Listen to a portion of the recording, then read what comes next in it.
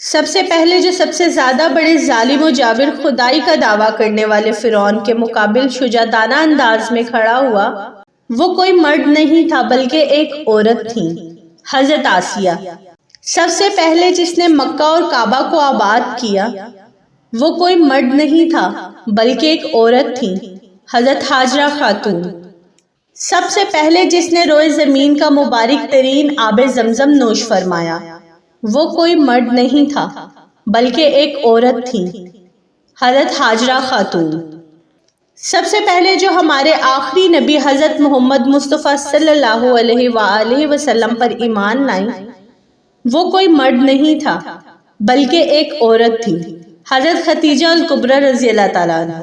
سب سے پہلے جس کا خون اسلام کی راہ میں بہایا گیا اور شہید ہوا، وہ کوئی مرد نہیں تھا بلکہ ایک عورت تھی، حضرت سمیہ رضی اللہ تعالیٰ عنہ۔ سب سے پہلے جس نے اسلام کی راہ میں اپنا مال دیا، وہ کوئی مرد نہیں تھا بلکہ ایک عورت تھی، حضرت خدیجہ الکبریٰ رضی اللہ تعالیٰ عنہ۔ قرآن مجید میں ارشاد ہے کہ جس کا مسئلہ اللہ نے 7 آسمانوں پر سنا، وہ کوئی مرد نہیں تھا بلکہ ایک عورت تھی، حضرت خولہ رضی اللہ تعالیٰ عنہ۔ سب سے پہلے جس نے صفا و مروہ کی صحیح انجام دی، وہ کوئی مرد نہیں تھا بلکہ ایک عورت تھی۔